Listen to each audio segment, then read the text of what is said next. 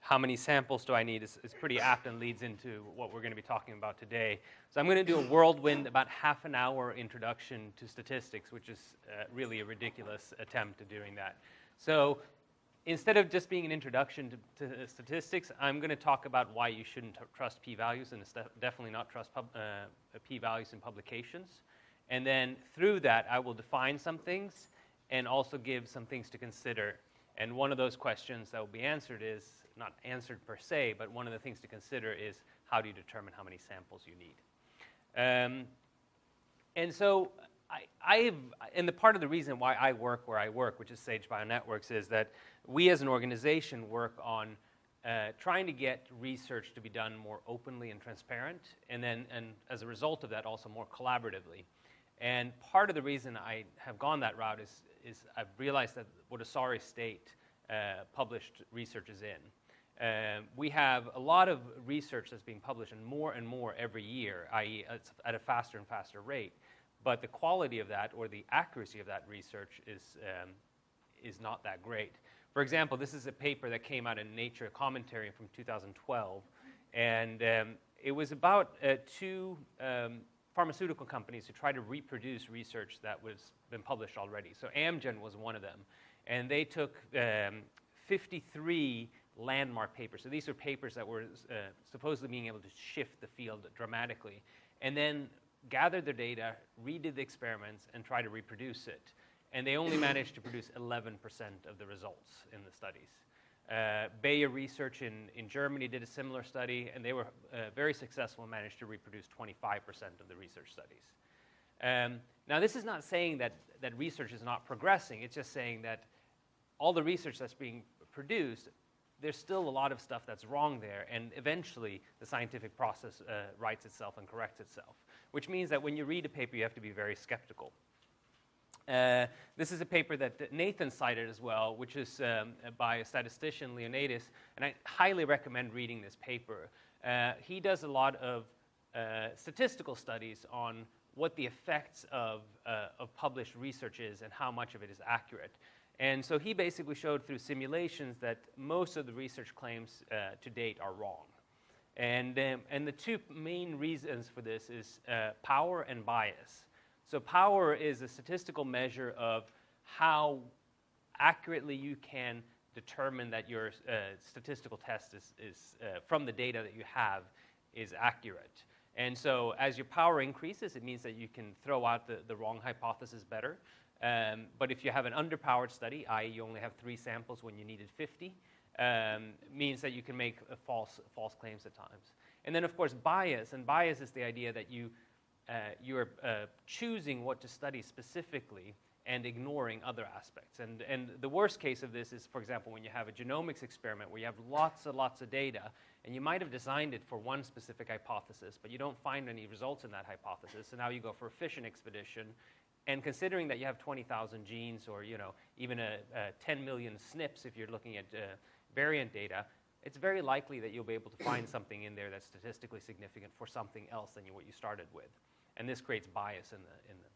And then, of course, you have the other bias, which is called the chest of drawer bias, which is the fact that when you publish something, you're probably going to publish positive results, because positive results are the only things that make it into papers. So negative results end up in the drawer, which means, but all of those studies have been done as well, and so all those negative results are not known as well. So all of these things lead to the fact that you have bias and errors in what's published. This is clearly demonstrated by clinical trials. So clinicaltrials.gov is a NIH-run site where if you're performing a clinical trial in the US, you have to register that you're going to be performing a clinical trial. In 2000, they changed the rules such that you not only have to register that you're going to be performing a clinical trial in the US, but you also have to register what you're going to be measuring and what statistical tests you're going to be using to determine whether the trial is positive or negative. And if you look at this graph, came out last year, and basically it shows the number of trials that have shown positive results before 2000 versus after 2000. And if you notice, there are no trials that have shown positive results after 2000 as compared to before. So the black dots are the ones that were deemed successful. So the fact that you're required to say what you're going to be testing in advance makes it much, much harder to show positive results.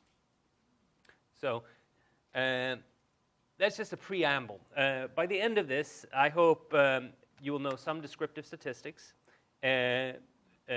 understand some of the reasons why statistical reasons why papers end up being wrong, understand some assumptions of a case control study, visually understand linear regression. We're not going to do a linear regression. We're not going to go into the math of it, but we're just going to show like what it looks like visually. And then you might not be able to answer how many samples do I need, but you will at least know what you need to do to be able to determine how many samples you need, because that's very specific for the study you're doing. And then last, if we have enough time, we'll talk a little bit about Bayes' theorem and what it means in practice. How many are familiar with Bayes' theorem? Have heard of it? Okay, about half of you. A couple of questions. What is a p-value? Anyone hazard an answer?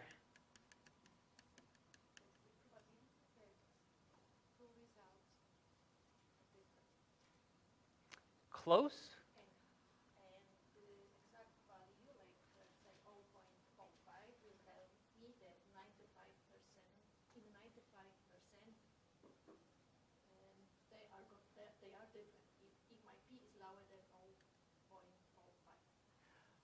Very close. So the error is going to be like 5%.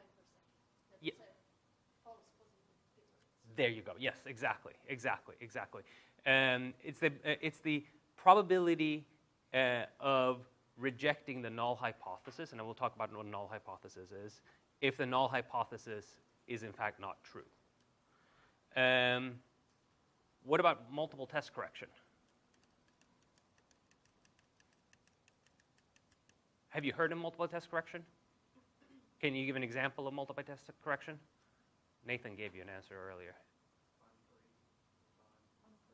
Bonferroni, yep. Benjamin Hochberg, have you heard of that as well? Yeah. So we'll talk a little bit about that. What about experimental design? What's experimental design?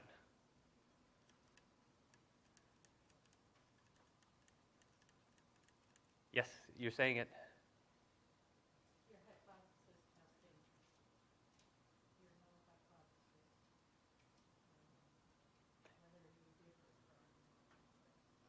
Yep. The experimental design is basically what is your null hypothesis? What are you just setting up, and what are you measuring to prove or disprove that? And honestly, experimental design can be determined. It's basically what you do when you're doing the scientific method. My experimental design could be, does gravity work? I can take out my wallet and say, well, I could test it by dropping my wallet. Does it fall? And then I would have to say, okay, so if I don't drop it, does it not fall? That could be my control experiment. It could just be as simple as that. It doesn't have to do anything with statistics. I have some YouTube videos there that give a relatively layman's introduction, and actually two of the first two actually gives through some of the math that goes into these as well. I thought these were pretty good introductions to these different information. So descriptive statistics. So when it comes to doing analysis, if you have a data set, one of the first things you end up doing is you're looking at descriptive statistics. And the most obvious descriptive statistics is the idea of taking an average of your data set. And actually it turns out there's three different kinds of averages: mean, median, and mode. Can someone tell me the difference between mean and median?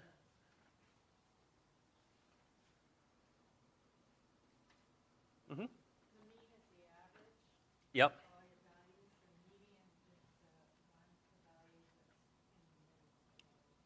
Exactly. What about when does it make sense to use a median over a mean?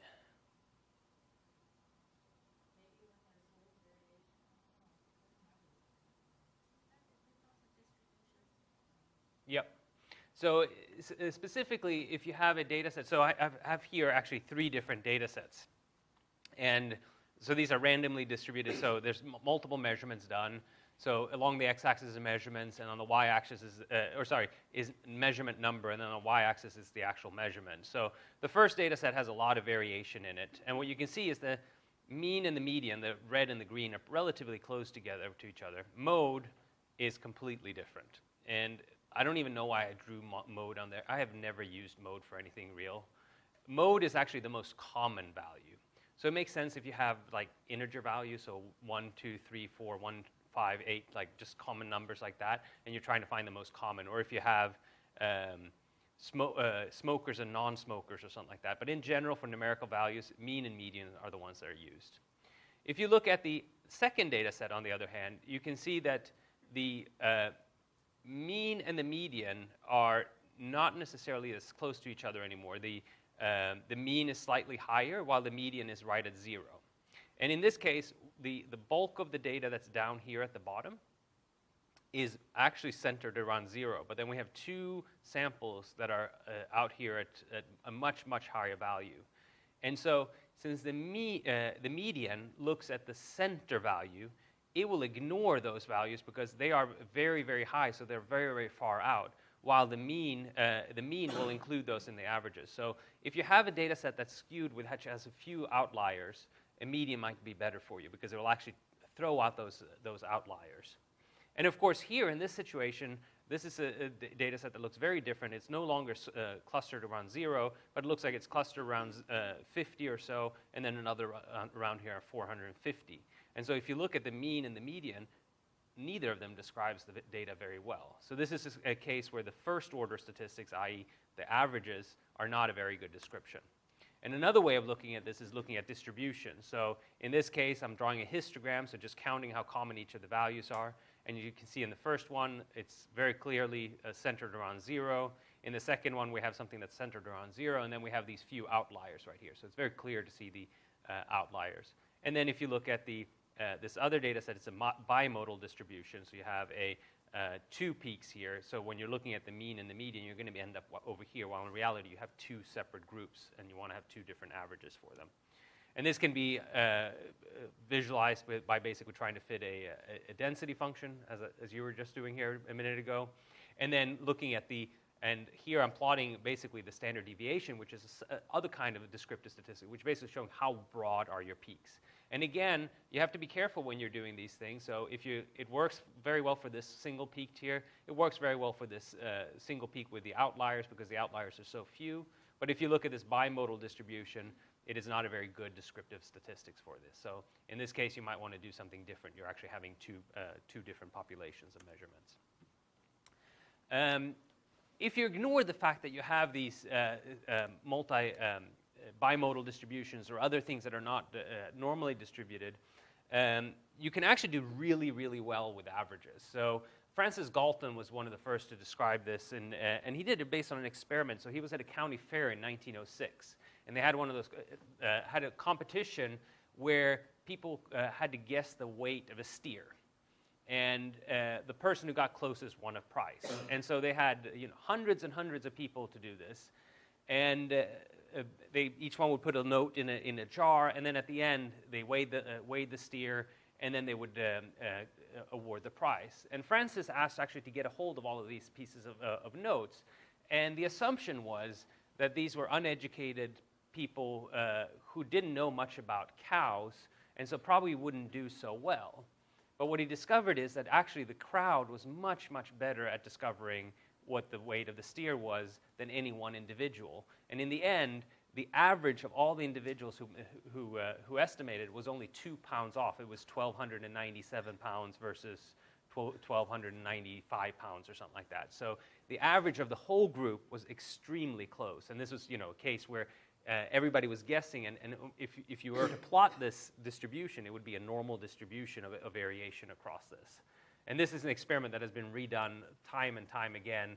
And actually, if we had time, we could even repeat it here. Have you guessed my height or something like that? And I'm sure you'd get in within half an inch if we did it as a group. So let's run an experiment. So let's assume that we have 2 groups. And this is the hypothesis test that was brought up by the 2 examples earlier. I have a group 1 and I have a group 2. And I want to know if the groups are different from each other. And so this could be an experiment such as I have a case and a control. I have drug A and I have drug A and B, and I want to see if the effect of drug A and B is better than drug A. And so to determine this experiment, there's a few things I have to do. Are they different? Well, you can say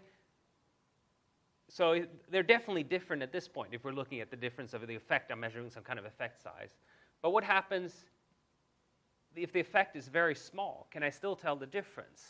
So visually, I can tell the difference that there are two peaks at this point. And statistically, I could probably do that as well. So when we're doing this statistically, if we're going to test these two differences, we'd basically be comparing the differences with the distance between the peak and use the width of the peak as a normalization of that. And, if I have this, I have basically I have a cleaner data set, so the effect size is the same, but at this point, the variance within each of them is smaller, so it's clearer to see the difference. And this is basically what that teddy bear was trying to get at when he was asking the question is, what is your variance? And it's basically, you need information about this. What is your effect size that you're expecting to see? And what is the variance that you're usually seeing when you run these experiments? And that together will help you determine how many samples you have. Because the more samples you have, the closer to the accurate measurement you will get.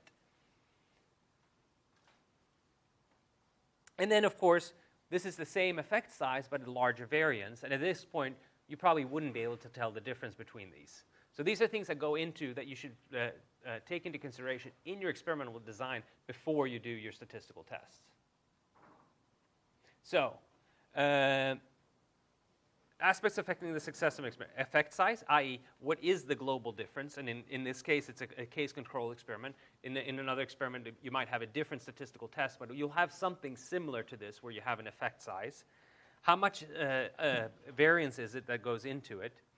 And then, of course, how accurately can you measure that? Because you have also a variance due to your differences between your samples, but then you also have a variance due to experimental artifacts as well. So if you're doing RNA-seq, you have a noise signature from that. If you're doing blood sampling, you might have noise effects on that. So every piece adds a little bit of noise. And then the other aspect is how many measurements did we take? And the number of measurements will also affect how steep how much variance. You can actually decrease the variance by taking more samples. Okay, so how would we do to go about? So now we did this visually, basically, how to determine the difference between case and control. How do we turn this into a hypothesis testing and a statistical test? So what you have to do is, first, you have to determine a null hypothesis. So the null hypothesis is something that's opposite of what you believe or you want to know. So in the case that you have two different groups like this and you want to determine if there's a difference between the groups, your null hypothesis is going to be that they are the same. You're going to say that the average of these two groups is going to be the same. That's your null hypothesis. And this could be basically the mean of two groups are the same. The mean of gene expression is not zero, i.e. that that a gene is turned on in one specific case. This could also be, if you're not talking about groups, it could also be my list of genes are not enriched for pathway. So this is enrichment analysis. Who has done enrichment analysis here? 1, 2, okay, so 3. Nathan, you don't count. You didn't write if you have written the tool, it doesn't count. Enrichment analysis is the idea that you have a set of genes and you want to see if they are enriched if they're overrepresented in a pathway, for example. And so this could be one of the things.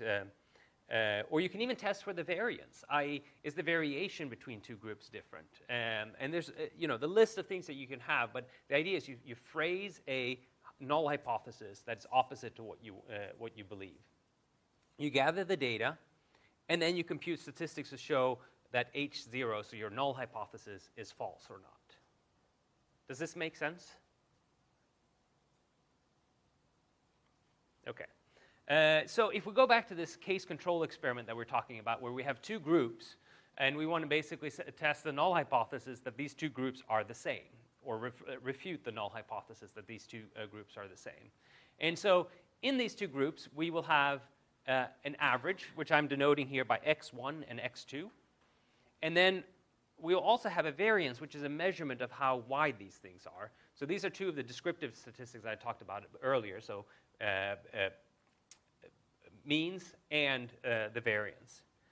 And it turns out, and this is not what we're going to do right here, but there's basically a formula, it's called the t-statistics, that has been derived based on a series of assumptions that you can compute based on what's the difference between the averages, divide that by the standard deviation of the two groups divided by the number of samples you have, and square root of that. And that gives you a number. And that number follows a distribution like this.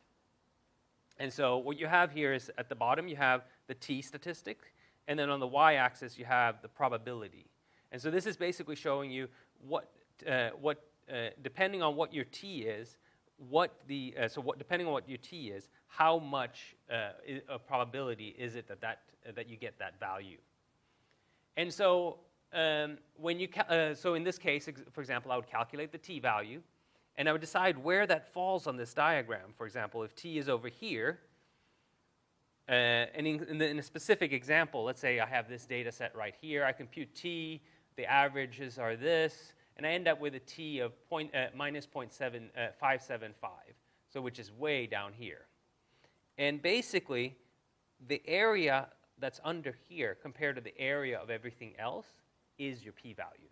And that's basically the likelihood that t is this or smaller than the value. So we made this assumption based on using this formula for t that I just put up there. How do I know that this formula is correct? Well, actually, it's probably not. The reason is that every time you use a statistical test, and most of the time you use a statistical test based on some kind of underlying theory, and that theory has usually been developed 50 to 100 years ago. And so, for example, the T statistics was developed at Guinness Brewery when they were testing the quality of their beer.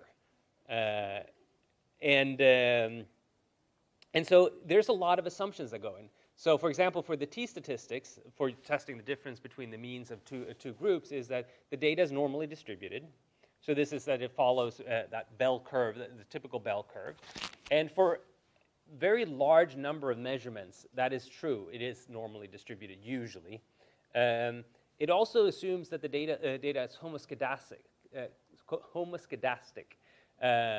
which basically means that the two groups have the same variance. And then also it assumes that the variance is distributed according to an F distribution. So there's all these assumptions. So in reality, before you run your student t-test, which you should be testing that all of these things are true. So you should be running a normality test on your two groups. You should be running a variance test to see that they have the same variance. You should check that the variance is F distributed. And then once you've determined all of these things, then you run your t-test. Almost no one does this. Some people do. I think it's worse in the case of genomics, where you're doing a t-test, say 20,000 times. People very, very seldom do these pre-tests to make sure that the t-statistic is appropriate. So let's give another example. So enrichment analysis. So this is the idea that I have found a set of genes in my experiment. This could be from RNA-seq, it can be from ChIP-seq, it can be from anything. And I have a pathway, and I want to know, is this set of genes that I have derived, are they enriched inside this, in this pathway? And the way this works is now we're not using the t-statistic anymore, but we're using something else that's called the chi-square test. And the idea is that you're computing the probability that the number of genes with the Go term, so this would be your pathway, for example. You're comparing the number of genes that are in the pathway to the number of genes that you observed, and then the number of genes that are associated with this pathway, as opposed to the larger reference list. So, sorry, this is the reference list, which would be basically the whole genome in this case. So number of genes in the whole genome that are part of this association, this pathway, number of genes in your list that is part of the pathway, and then you can compute this as, again, this is a formula. This is using the hypergeometric distribution, which can be approximated by the chi-squared. And again, everybody just throws this statistic at it, but there's a lot of assumptions that go into it. And I think most of the time it's perfectly fine. You don't have, but the point is that the p-value that you get is going to be slightly skewed if it's not exact. And usually if you do take a random set of genes, you will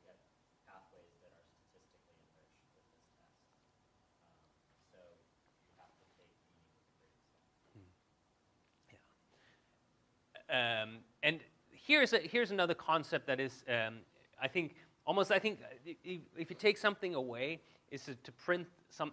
You can find these diagrams everywhere, but almost print this out and put it above your desk. And this is basically the relationship between false positive, false negatives, and then they sometimes call them type 1 error and type 2 errors, and these all things have meanings. Basically, you make an inference, i.e. you reject your null hypothesis, whether you have, where you're doing the right thing or the wrong thing. And the important part is that, and from this you can derive the idea of power, which is basically the probability of rejecting your null hypothesis when, in fact, your null hypothesis is false. That's basically your power that I mentioned earlier as well. And that's something that you can, that is very important in trying to determine how many samples you need, is to do a power analysis of your input. Now, most people will end up using a p-value of something standard, like 0.05 or 0.01, as the way of rejecting a sample. But the problem with that is, if you're rejecting it 5% of the time, which is 0.05 means, 1 out of 20 times that you run a statistical test, you're going to have a false positive, something which rejected the null hypothesis but wasn't in fact false. Which means that if you're doing lots and lots of these tests, so for example, if you're talking about RNA-seq experiment like Kristen was talking about, where you might do 20,000 different genes to see if they're different between your cases and control, for example, 5% out of 20,000 genes is a lot of genes that are going to show as differentially expressed even when they're not. And if you're looking at genome-wide association studies where you have million or sometimes 10 million mutation calls, you're going to call a lot of false positives. And if you're talking about EQTL analysis, where you're looking at the association between mutations and gene expression, you have billions of tests that you're doing, and 5% of billions is a lot of false positives. So because of this, it's really, really important to do multiple testing corrections. So you mentioned Bonferroni correction, Benjamini-Hochberg correction. And the idea here is basically that one statistical test by itself is in isolation, but when you're doing multiple of them, you're going to have to correct what you consider to be significant based on how many of those tests you're doing. And Bonferroni is super easy. It's basically taking your p-value that you get from your tests and then dividing by the number of tests that you've had. Now, that is the significance level that you want. So if you have 0.05 as your cutoff for considering something significant, and you're doing 10 tests, you would now be looking for significance at 0.005. So you'd increase the stringency of your tests. The other thing that's very important that a lot of people ignore is that a p-value by itself is not that interesting, because you can have something that's statistically different, but the effect size is very tiny. So remember when I drew those two histograms, if the histograms are almost on top of each other, but the variance is very, very thin, they might be statistically different, but there's almost no effect there. So yes, you might say that A and B has a bigger effect than B, but that difference is that you have one person surviving out of 10,000. Yes, it could be statistically different, but the effect size is negligible. So again, how do I estimate the size of my experiment? You basically end up using power, and then you make assumptions about your effect size, you make assumptions about your variance, you make assumptions about your distributions, and then you decide what is your significance level, which is, i.e., what is the p-value you'd consider significant, and then you back compute n out of that. So for example, the T example I had, it had variance in it, it had the two means, and then it also had the n at the bottom inside the square root sign. So you'd basically solve that backwards for n to figure out what number of n would you need to be able to find a significant result. So briefly about experimental design, and this is probably one of my biggest pet peeves. As a statistician or bioinformatician, I end up joining a lot of research projects very late in the process, where the data has already been collected, and someone wants to test a specific hypothesis, but the data was collected such that you can't test that specific hypothesis. It's not the fact that the data didn't measure that variable, it's the fact that that variable was measured and also some other variable that is completely concordant with them. So you can imagine in this case, this is a simulated data set where I have an outcome variable, and I also, so this could be whether they survive or don't survive, and then you also have age in there. And for what I plotted here is those covariates, like so outcome, age, gender, and severity of the disease, for example. And what you can see is that this is the correlation right here, is that outcome and age are correlated at 0.8. So if I find out that there's a difference, I don't know if that's due to the fact that the people are just older, or if it has to do with the fact that it's related to the outcome. And this is a typical thing that happens, where someone collects data and they don't think about making sure that they delineate what the input variables are. And this is the part of the experimental design. So part of it is doing power analysis, figuring out how many samples I need, and then also picking your samples so that they represent the population, and also so that you can answer the hypothesis that you want to answer. And this becomes very clear, so when you go beyond the idea of just doing a t-test or a chi-square test, but when you're actually trying to model your data. And so this is the idea of linear regression. So you have your variable right out here. So this could be maybe survival in cancer samples or something like that, or it could be reduced viral load upon introduction of a drug or something like that. And then you have multiple pieces of data that you've measured. So you might measure gene expression. You might have the age of the patients. You might have days they were in the hospital, et cetera. And instead of just looking at did the viral load decrease and based on which drug they took, take into consideration those other variables that might affect the outcome as well.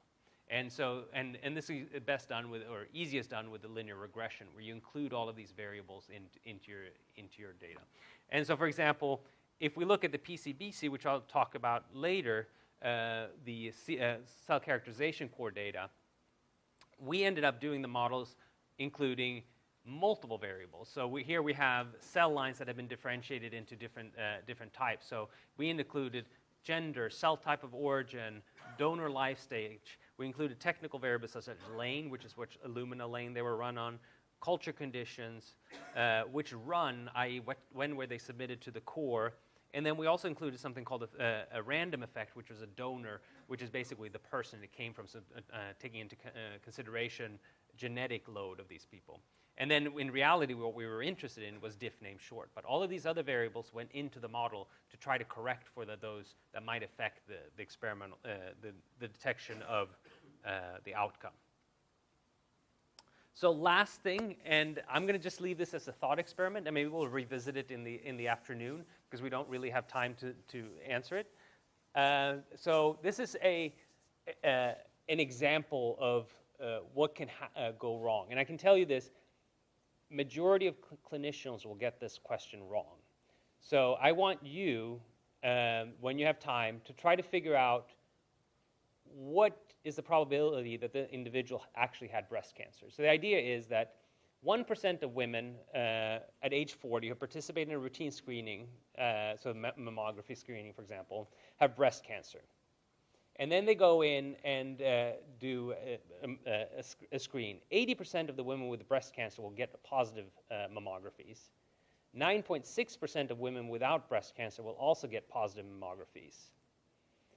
A woman at this age group had positive mammography in the routine screening. What is the probability that she actually had breast cancer? I.e., she goes in, has a mammography, and she's told that it's positive for breast cancer.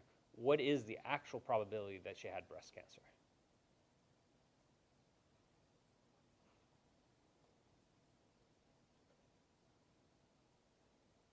George, you have the answer? About 10%. How many think that the answer is about 10%? 2. How many think it's about 5%?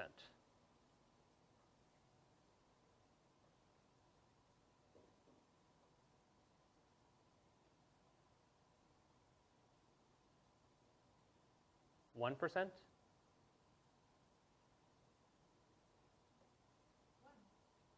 1?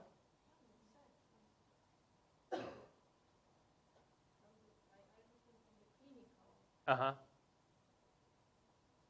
No, whether check or not check, Yeah, the chances are 1%. 1%, even if she's positive for the test.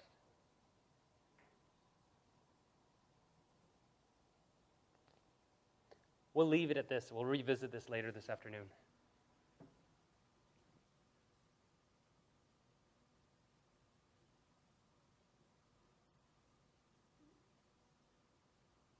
I'll leave it up. Kenny?